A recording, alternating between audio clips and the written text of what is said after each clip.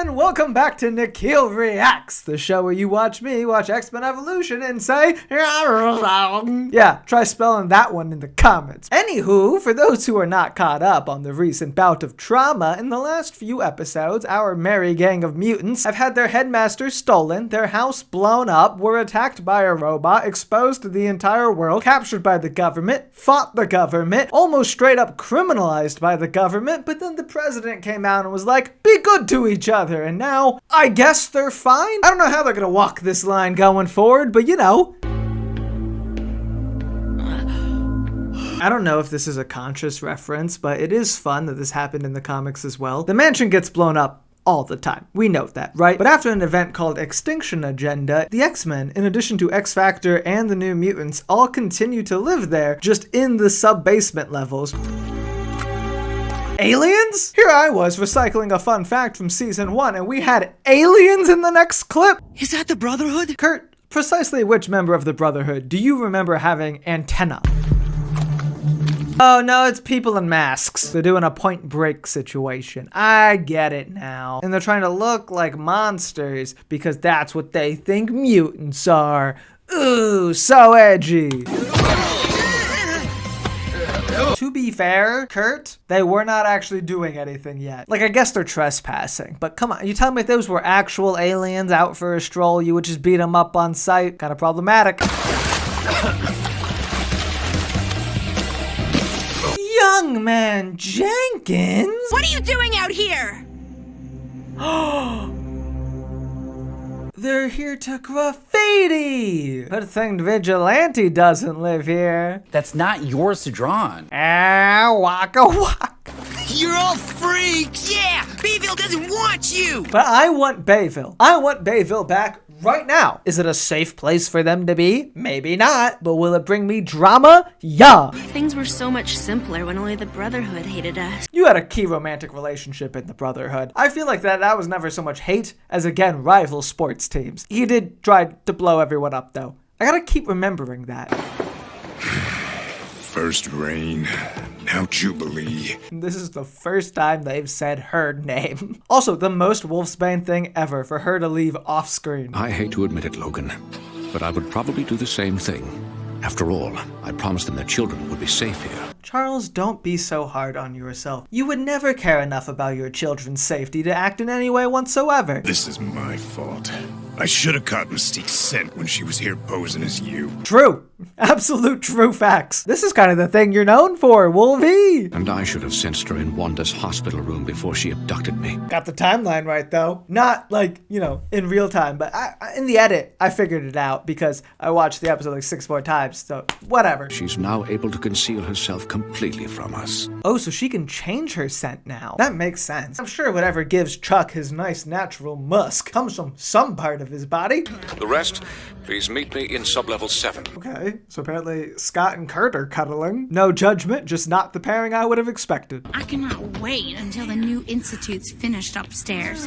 It's way too crowded down here. There's still tons of rooms. If anything, I feel like it's probably less crowded down here. The school board has agreed to let you all attend classes today. Just today?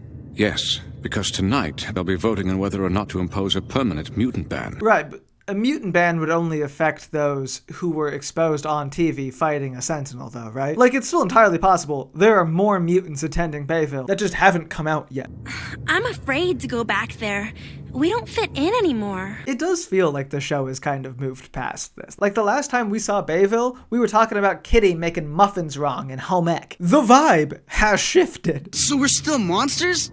What is with that? The president told people to chill. All of a sudden, that's not good enough. You know, if they don't like us, that's their problem. Evan, what I'm saying is let's just not give people a reason to fear us. Once again, I'm on Evan's side. This is kind of the constant issue with the X-Men, right? Like, Xavier's dream is inherently assimilationist. Cater to the oppressors, and maybe they'll like you enough to let you into their society. It's not a rhetoric that holds up super great. I'm just personally always gonna side with the guy that's supposed to be the radical in that situation. The only pictures they have of you are blue and furry. Oh! Yeah, wait, you guys all have super advanced cloaking watches. Hand that shit out like candy and go back to normal life. They will, Kurt. Especially the people who know you live here. Ah, that is true. Because you got the same hair. People would just be like, I guess sometimes he turns blue. Go bald. Go home!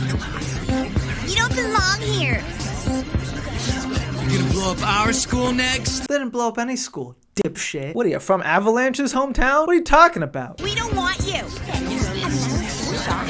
Also, this is kind of what I was talking about in the last episode too, but notice the focus on Evan as they're clearly doing a play on people going into integrated schools for the first time. You cannot separate the X-Men from what they represent. Where'd Kurt go? He was just here.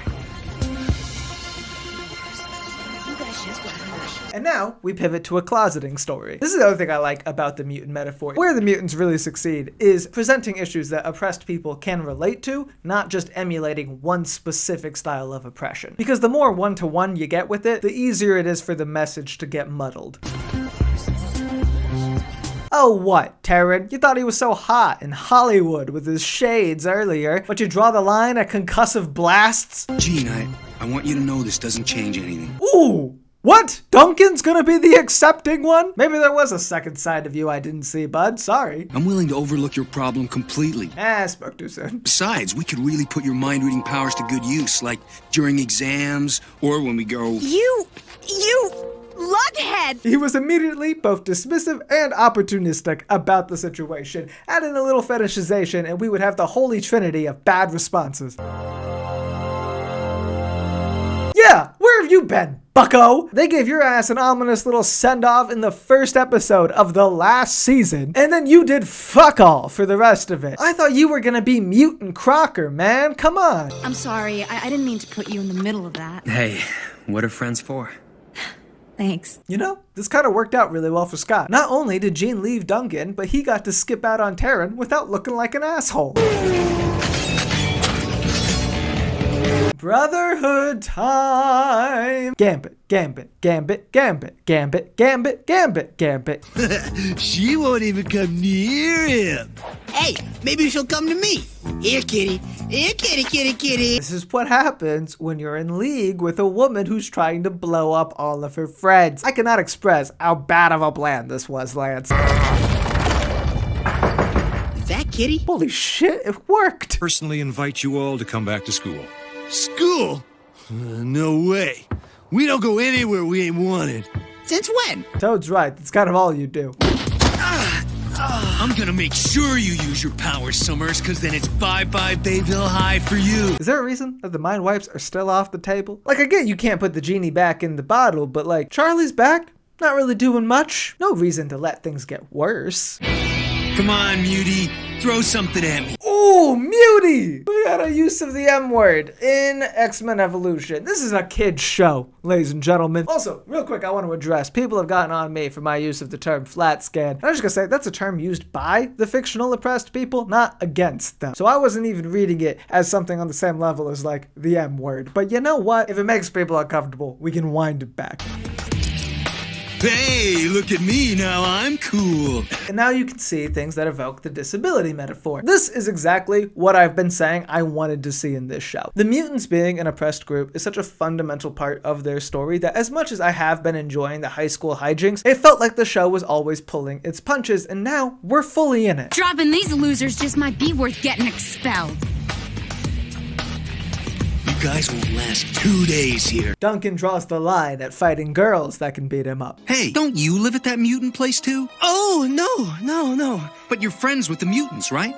Well, I used to be. Alright, listen, I'm not trying to put too much of my own shit in this show, right? But I will say, shocker, wasn't super popular as a kid, and one day, mid-pummeling, I heard someone ask one of my best friends if they were friends with me, and I heard that boy lie through his teeth. So I get that Kurt's on a learning journey right now, but I will say, I'm starting to get upset.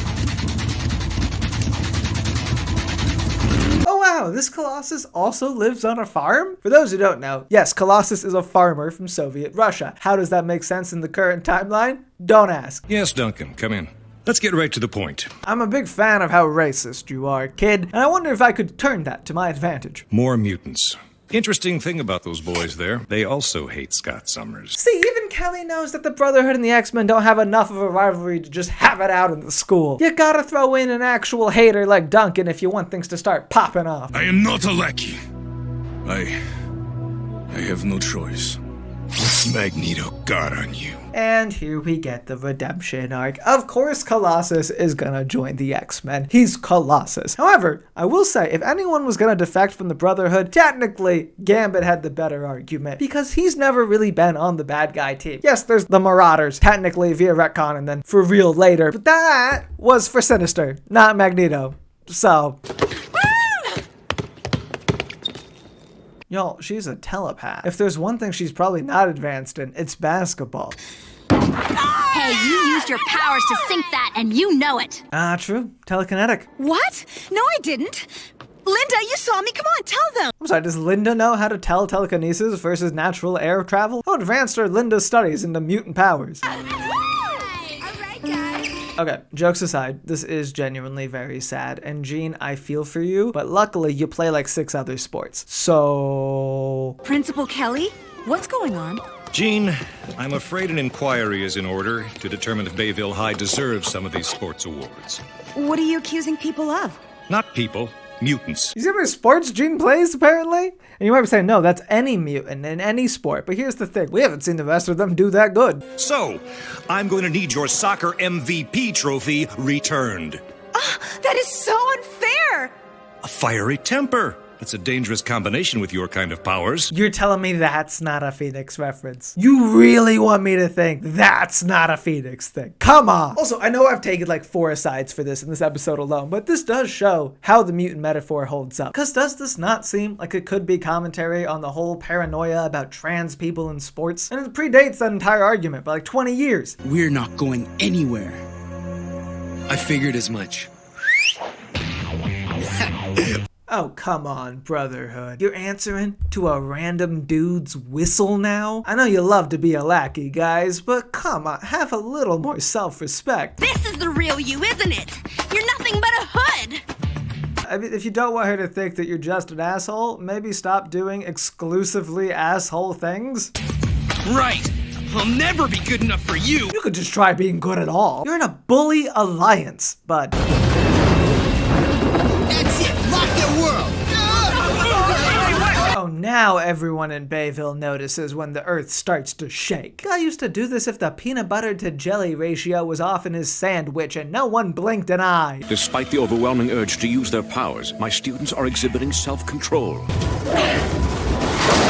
To an almost stupid level, I would say. Kitty could have died because she's committed to not using her powers. And that is why they are now willing to use their powers when it matters most, including Kurt, who was the one most ashamed of them. Again, stories require morals and learning and whatever.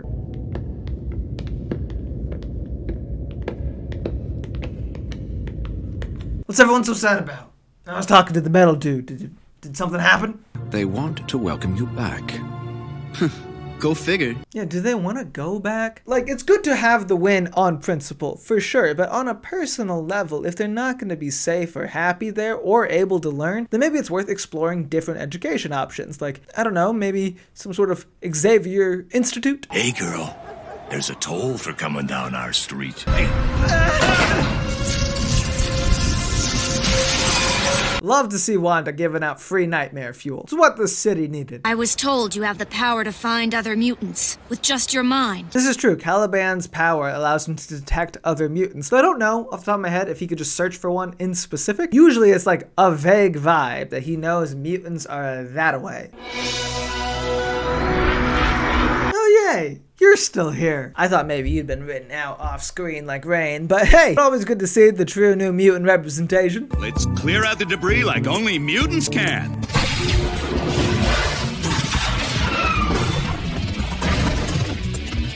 Most of those steps seemed unnecessary. All you need is Iceman to freeze things and then someone to break them, right? Am I misunderstanding the situation? Oh, I am. All you need is Iceman to freeze things and then magma to melt them. Honestly, I don't even think you really need the Iceman part. Whoa! Oops, sorry. Oh! Kitty's power is starting to wig me out. Was the toothbrush still in like a phase state inside of Beast? Or was it like pushing up against his heart for a second? Could he die that way? I feel like probably yes. Don't leave without me! So many questions. So many unanswered questions. The toothpaste is in his system. Wouldn't it be in your blood? Oh, look at me. I'm Pietro. Toad's getting weird this season, man. Someone make sure he's still got all the meds and stuff he needs, please. I can't believe the guy had like 4 uniforms. What a clothes hog. To be fair, he made them himself. The fact it sort of lined up with y'all's weird Tupperware aesthetic was really just a coinkydink. Our removable blob, ladies and gentlemen. It's a handy trick. It was basically a big onesie. How on earth do you even do that? Is he just naked on the ground right now? Hey! Let me out of here! Help! Hello! You hear a man clearly locked inside of a safe, begging to be let out, and your go-to is to grab your handcuffs? You think he locked himself into the walk-in refrigerator, pulled it out of the wall, and threw himself? I don't know how I can make this any clearer, Mr. Elvers. You and your fellow mutant thugs are expelled. I don't know how you got the wrong idea. All I did was personally show up at your house and promise that you could come back to school. Are you daft? But you're the one who invited us back. Now you're just punting us? I only needed you to team up with the bully and fight Scott Summers, something that, by the way, you were very willing to do. Bonjour. Perfect. Oh! He looks so much better? What the fuck? I was making fun of him for looking a bit like a dweeb in the finale. This looks like Gambit, man. The soul patch is gone, he seems to be the correct height, and he's got the trench coat. I cannot express how much Gambit needs a coat. And listen, it's relatable. I got a whole closet full of things to cover up my arms. It's important to know your limits. What? That thrashing I gave you last time wasn't enough? And they fixed his eyes! Oh my god. I love this design. I could be fully on board for this one. You round up those jokes you call friends and meet me at your place. And he's charging something that's not a card. I don't even care that's organic material, and technically he shouldn't be able to do that. Because honestly, even the comics don't really care about that distinction half the time. I just like any recognition that his power works on more than just playing cards. You could throw a business card. Yeah. You could do maybe an Uno. Yeah, Uno is easy. What about a greeting card? Then consider this free advice. Don't mess with the mutants. Gambit, protector of the innocent. Love to see it. What are you doing here? Just passing by, chérie. Nice day. I will say one issue with the redesign is he does look a lot older. I know that's the main critique of Gambit in this show. To be honest, I didn't remember a huge age difference from when I first watched it. And in the finale, they look to be both teenagers, so I was willing to give it a pass. This is giving more grown man. Did you get my... No, okay, he looks better even without the coat. Maybe he just needed to be a bit more ripped, I guess. Who knows? You're on our turf now! Wait, I kind of love the setup that Gambit goes to the Brotherhood boarding house, but has an advantage because it's so messy that he has an ample supply of props. That is genius. Back off. I let go and you'll be repainting this room. But he still can't charge living people, so they do pay attention to the lore. Also, this is one of my favorite things that Gambit does in his original solo series. There's a guy named the Tithe Collector, not Teeth Collector, sorry again, who is basically like, what are you going to do to attack me? You've run out of props. And Gambit grabs him and charges the jacket that he's wearing, which is so emblematic to me about his entire approach to superheroing. Sometimes the most direct option is the best option. Hey, you think you could, Also, despite the fact that it looks more like fire, it seems like there's still no heat component to the charge, because otherwise Toad would be, baked. And that's like a really old concept stemming from the fact that it's supposed to be kinetic energy. Fun fact, it's also the reason Gambit's explosions originally didn't make any noise. What's he want us to do? Piece of cake, really. Just bust loose a captured mutant. Is there a reason that he can't send his own Brotherhood to save Pietro? Like, I don't want to hype up my boy just because he's my boy, but Gambit seems pretty effective. See what he can do against Wanda. Come on, hitch us a ride in that direction. What do you mean, hitch us a ride? Thank God a truck came by immediately after, because any other car was not gonna work for this plan. Double lucky that this woman's an alien nut. You probably just made her day. going in the trunk. The show once again proves that it's far more creative than I am. Honestly, this whole sequence is a really great use of Kitty's powers. They found some really creative uses for everyone this season. It's been a real highlight.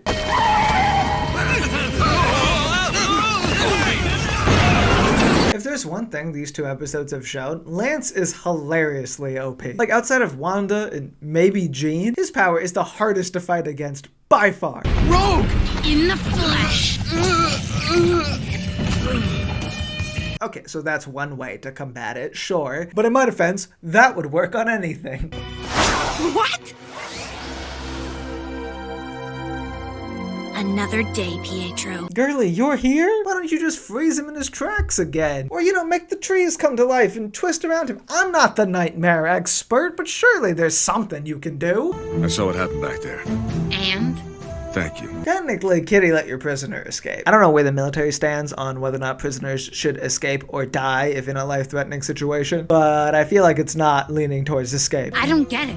Not everyone hates mutants, miss. That's sweet. See, I'm not a sadist. Not everyone in the show needs to hate mutants. Just, some. What's up, guys? Tell me, why are you such losers? Because the X-Men are winners. Got an astute grasp of the situation. You gotta give him that. If you only exist to fight one team and you always lose, perhaps it's the natural order. So do we still get to join Magneto's new team? Blob is reading a comic that looks like it has Mystique in it. Actually, if I'm reading this right, is that Rom the Space Knight? That would be crazy.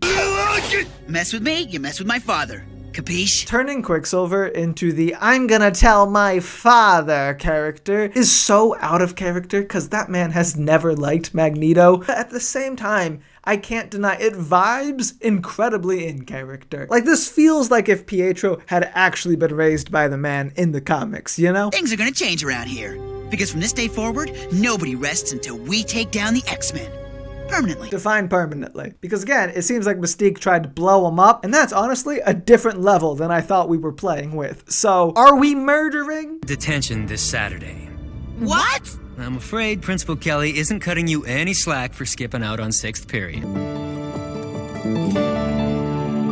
I can see why everyone told me to wait until I got to season 3 because we are in a whole new vibe of this show. And I know I've been on my soapbox a bit more than usual, but I think that's just a byproduct of this show finally playing with the more serious themes of this franchise. Like, the thing that sets the X-Men apart from other superhero stories is it is about bigotry and prejudice, and we are finally seeing that. But at the same time, there is room for this more domestic fun and happiness, and I think this last episode was a sign that the show can balance those tones. If you're enjoying the series, make sure to stick around or check out the Patreon where the next episode should be posted now. And as always, if you liked what you saw, leave a comment down below, and if you didn't, lie.